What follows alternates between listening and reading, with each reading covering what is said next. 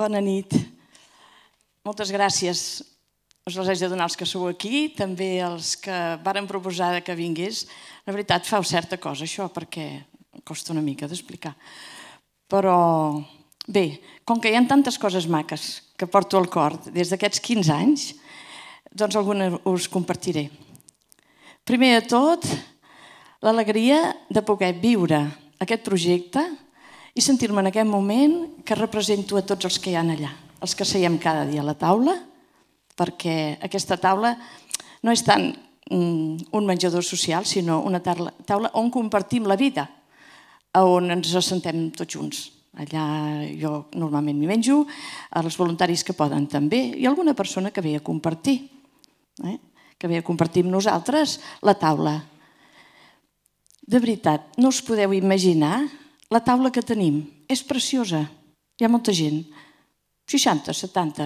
Al dematí donem esmorzar i al migdia és l'hora del dinar. Al dematí ve la gent jove i en aquests moments són la majoria senegalesos.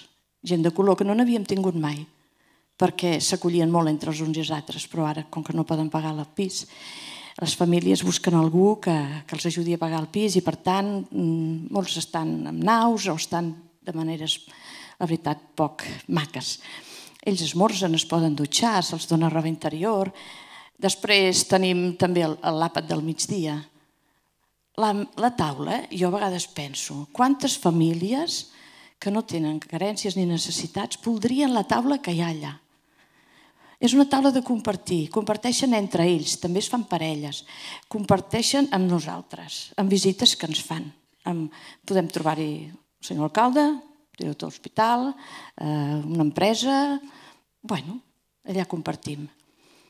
Allà hi aprenem tots. Tenim uns 140 voluntaris.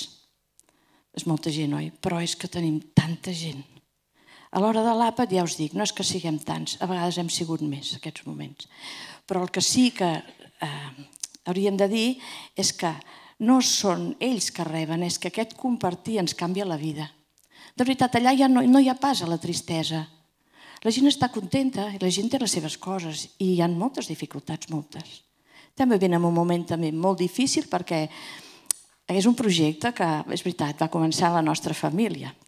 Teníem 4 fills i la veritat, la nena gran i el petit eren discapacitats. La gran una paràlisi cerebral, el petit era un nen profund. Era un nen que no parlava, no caminava i que sempre va ser aquell que portava enganxat. Fa 4 anys va morir, a l'edat de 28 anys, tot i que li havien donat 2 mesos de vida. També m'havien dit que l'amor el feia viure, perquè de menjar menjava tan poc, tan poc. Bé, jo amb això què voldria dir? I la nena gran també, ella ja fa 14 anys que va morir, també tenia 30 anys aquesta. Bueno, i soc viuda també, vull dir que ja han anat passant coses per casa. Però la veritat és que, deixeu-m'ho dir perquè és el més important que tinc a dir a la meva vida. Quan érem joves, el meu marit tenia 30 anys, jo en tenia 28, vam viure una experiència molt profunda de com Déu ens estimava. Ho vaig dir-ho així perquè és com ho vam viure. I aquesta estimació tan profunda ens va canviar la vida, amb ell i a mi, i vam veure les coses de diferent manera.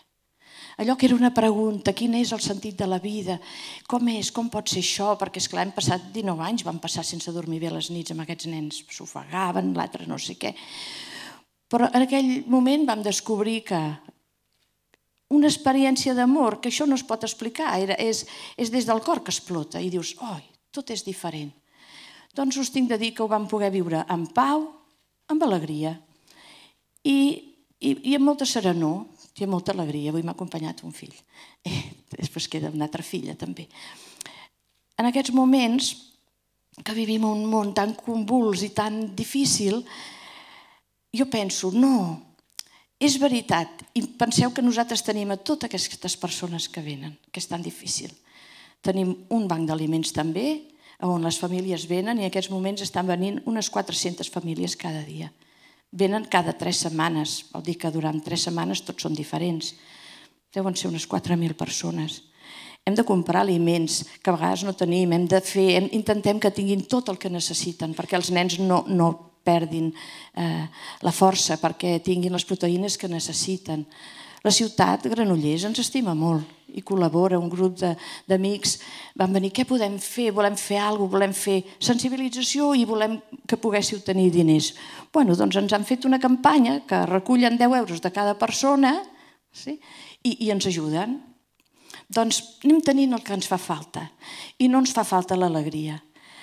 Jo crec que de les coses petites, difícils, en neixen coses importants. De les dificultats en neix una esperança i això és el que hi ha en aquella casa. Molta esperança, molta il·lusió de fer-ho. El cor de forma profunda ens acompanya. Jo diria, per què entre tots no ens ajudem a poder viure els projectes de vida, no només amb el cap, sinó posant-hi el cor? Jo us puc dir que en la vida tots els projectes que hem volgut viure han nascut des de l'ànima, des del cor, allò que afavoreix a la gent, no allò que va contra l'altre. Viure en la pau és viure en el compartir. I poder descobrir que aquest compartir ens dona la vida, aquesta vida que un moment deixarem però que no se'ns acabarà, jo n'estic segura que no s'acabarà aquesta vida interior, i sempre des de la bondat i des de... Esclar que ha de passar pel cap, sí, i és veritat, però que pugui viure's els canvis del nostre món des d'allò més profund nostre, mirant bé a veure quins egos se'ns hi enganxen, perquè això tampoc ens afavoreix gaire, i poder portar endavant tot allò que és vida de veritat, és una pau, i jo veig que està canviant aquesta nostra societat. Hi ha molta gent que em ve a parlar i em diuen Mercè, és que estic sentint una altra cosa. És que la meva vida no en té prou. Ho tinc tot i no tinc res. He vist tanta gent trista que ho tenen tot i no tenen res. Doncs jo us haig de dir que en les dificultats creix una nova vida, i jo m'ho crec, perquè ens fa més senzills, ens fa més humans, i m'agrada perquè això de que la Fundació Factor Humà és que són les persones les que valen. I som iguals tots, això sí que ho tinc clar. El que passa que alguns, unes oportunitats diferents, perquè això depèn on t'has nascut i tot, però que les persones són la vida, doncs amb això sí que... Jo us animaria a pensar que la crisi no és només això, és un canvi de vida que podem fer d'un en un, primer canviar nosaltres i després amb la força que això té canviar els altres. I penso que no tinc gaires coses a dir perquè em sembla que ja em marca, no? I que sí, doncs a 6 minuts ja els he esgotat. Us animo a no espantar-nos només i a lluitar, a lluitar. Hi ha moltes coses per lluitar i moltes inspiracions per destapar. Gràcies. Gràcies a vostè.